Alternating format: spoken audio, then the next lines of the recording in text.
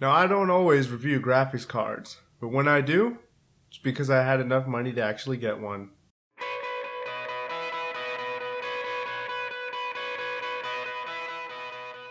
Alrighty, you guys, so today we're going to be taking a look at this little budget-minded GPU. This is the XfX R7 360.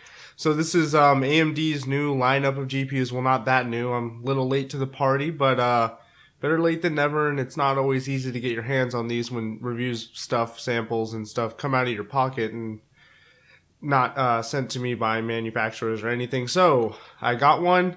I was thinking about doing maybe one of the other cards, but then it came to me that probably one of the least reviewed cards on, especially on bigger channels, would be their super low budget minded cards. Not to mention this card is in a really awkward price point. Usually, not exactly this one, but a R7 360 is usually on sale for around $100 to $110 at all times. You can usually find one of them on sale, and that's US dollars. I was able to pick this one up for about $100. Right now, I think on Newegg, the Sapphire one is for $100. So there's not a lot of GPUs that can really compete with this in that price range. Maybe like the 260X, which is basically last year's model of this. There's the R7 250, but that's obviously lower than this one. And the 740, or maybe just the standards 750, not the TI. But this is, like I said, the newer refresh of their R7 260. So I really wanted to kind of get something like this to put it through its paces, because a $100 GPU is definitely extremely cheap. And more than likely, if you are buying a GPU like this, it's pretty easy to overprice your CPU and get a more costly CPU, especially if you're looking for something like a quad core. I think even the 860 and the 4300 series, FX 4000 series, can usually range for around $80 to $90. So it's really easy to catch that CPU price up with this. But for overall, for what it is, it's extremely cheap. And yeah, it's one of the main reasons I want to take a look at it. So hopping into the specs, this thing has a whopping 768 stream processors, a base clock of 1050, and a memory clock of 6000. And I think it's 2 gigs of memory on this on 128-bit bus, I believe. And I was able to get the overclock on this. Now, I did use MSI Afterburner, so we'll talk about that since we're on the speeds of it.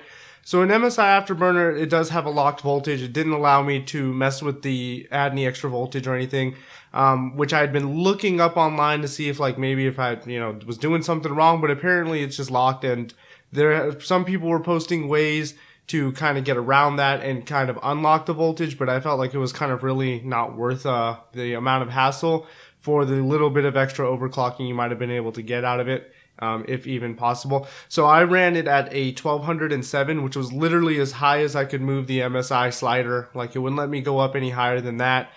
And as for the memory, I settled for, I moved it up from 1500 to 1700. So I didn't go too crazy on the memory. I probably could have gone a little bit higher. But I was, happy with the 1700 instead of I probably could have went closer to 2000. But like I said, I was happy with where it was. The performance gains for overclocking it that much extra wouldn't have been too extreme, so I settled on that. But it's something I want to let you guys know as far as the overclocking. I did run into a locked voltage issue.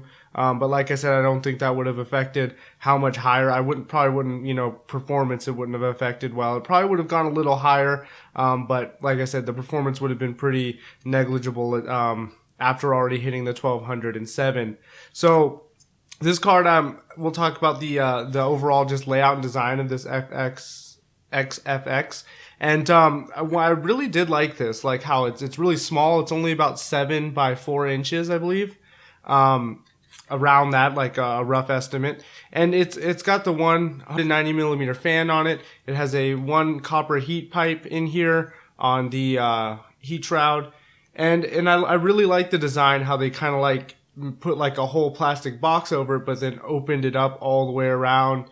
And you can see it goes all the way around the edges of the card. Now we do have HDMI, which I don't believe this is 2.0. It's like 1.4 or something like that, but it's not HDMI 2.0.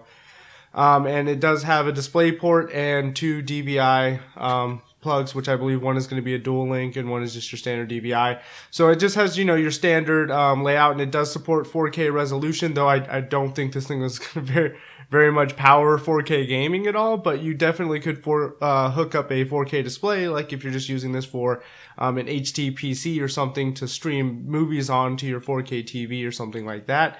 So that's, you know, cool. I know everyone along with me as well was pretty upset when we found out that there wasn't going to be any HDMI 2.0 to support 60 FPS at 4K, which was kind of sad because I believe even the Fury line doesn't have HDMI 2.0, not that I know of. So that was kind of upsetting to kind of get that on, you know, all of AMD's lineups. It's kind of heartbreaking that they would come out with a card where HDMI 2.0 is going to become a big thing, and they don't even support it on the card. Though there is a display port, so I mean, you can get around with just using that. So I don't know how you would power how many multiple 4K monitors you'd be able to go on this. I don't have enough 4K monitors to plug in and really test that. So we do only need one 6-pin power connector here, and on their website it recommends a 500 watt power supply. Now I don't think you need that. I have a 270X running off of a 350 watt, and granted that's cutting it close, and I wouldn't suggest doing it if you're hardcore gaming on it. But that PC is mostly just for streaming movies and occasional gaming, so I'm not really worried about it. But this was running on that 350 watt power supply without an issue. So I would say that if you're not using too power hungry of a CPU, like if you're not using like a FX 8350 at like 4.8 gigahertz or something, I think you'd be perfectly fine plugging in this to like a 400 watt, a 430 watt. Basically all it needs is one 6-pin connector with 75 watts on it, which pretty much all decent power supplies are going to have. So I don't know why they put the range or the recommended power for 500 watts. At least that's what it said on the box for the card. So I don't know why they did that, because this card really doesn't need that much power. And its temperatures are pretty nice. Now I want to talk about the noise for this. So the fan speed is actually pretty decent. The card reached about 79 degrees, which is standard for pretty much any type of GPU nowadays, especially ones with aftermarket coolers. They're always going to have kind of like a around the high 70s to like really low 80s. Like I have yet to actually get a card that runs at 84 degrees. So the highest I think I've gotten was maybe 82, I believe it was, on the Sapphire 280X Toxic. All the other cards I've had ran from around 78 to 81. So this right here runs at about 79, but the fan actually stays fairly quiet. Now comparing this to like some of those triple slot design cards, this is actually pretty quiet. So far the only graphics card though that I actually feel comfortable calling quiet is the MSI R9270X. I don't know, I'm pretty sure it's the twin Frozer ones, and I would say that pretty much any of their twin Frozer models should run like that, but I'm not 100% sure because I don't own any other ones than the 270X. But I will say that the MSI coolers, man, like when I say run silent, I mean it's literally the quietest fan in the system, even under full load. Even at 80 degrees Celsius, that thing's at like 20 to 24% fan speed, which is practically silent on that GPU. This one, I believe, ramped up to around like 50 or 60% fan speed, which isn't bad, but it's, you know, it's a little audible, definitely. But quieter than, like, for instance, the 980 Ti by Gigabyte that I have, or the Toxic, when those things ramp up to like 70, 80% fan speed.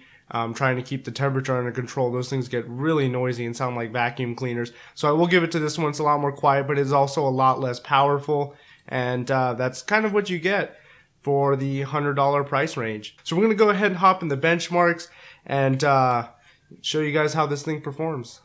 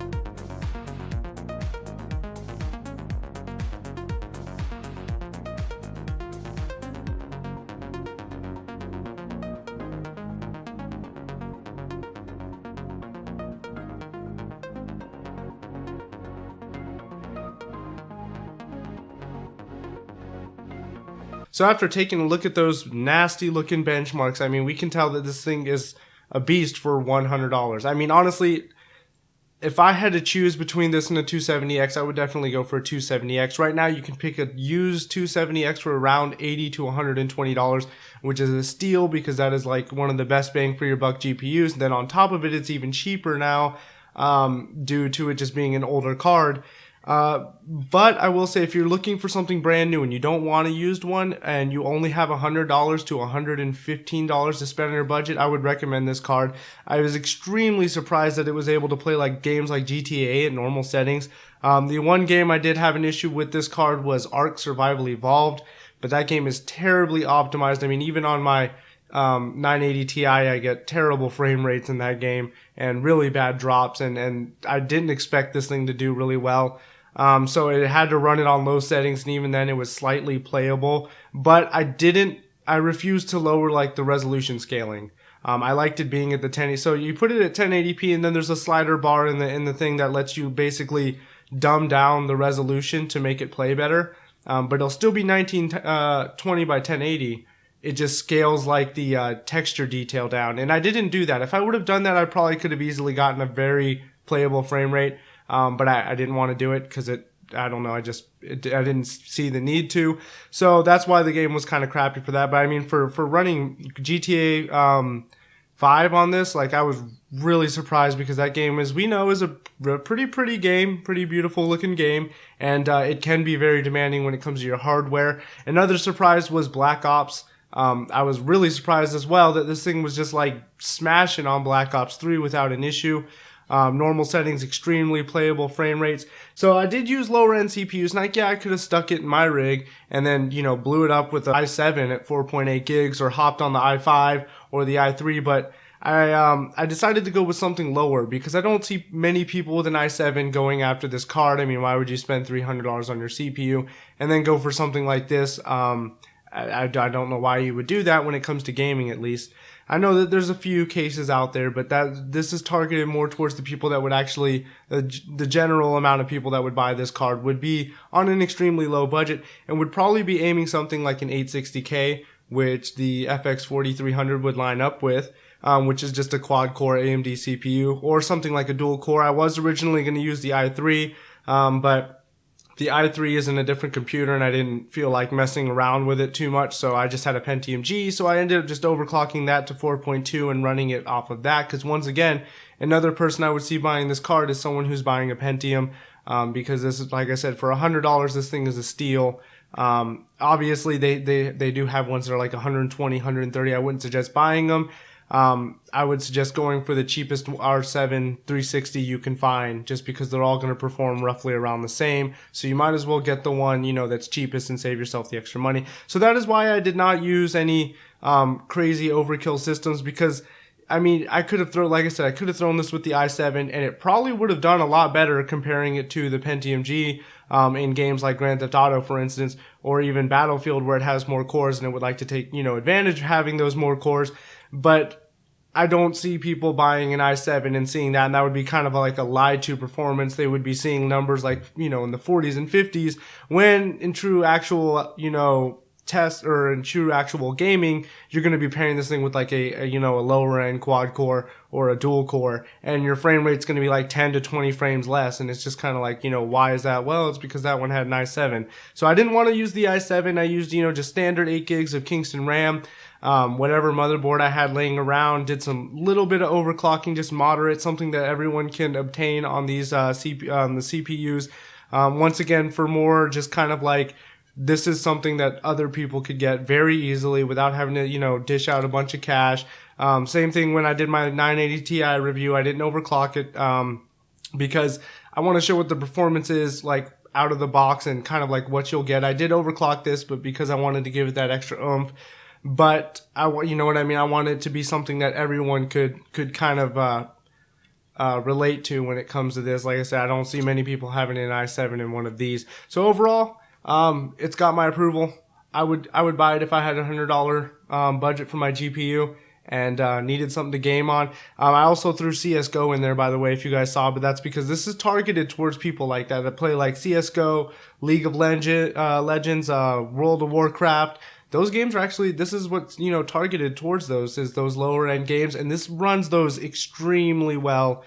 That's the main reason why CSGO is in there, is to kind of show you the performance of CSGO with this, because like I said, this is what this is mostly targeted towards, are easier games to run like that. And a lot of people do end up picking up something like this, or like a lot of CSGO players I know, they still rock like 650 Ti's and 560s and stuff like that, because those lower end GPUs really handle those games just fine. But yeah, XfX R7 360. It's like my second or third GPU review on my channel. Yay! Bye guys.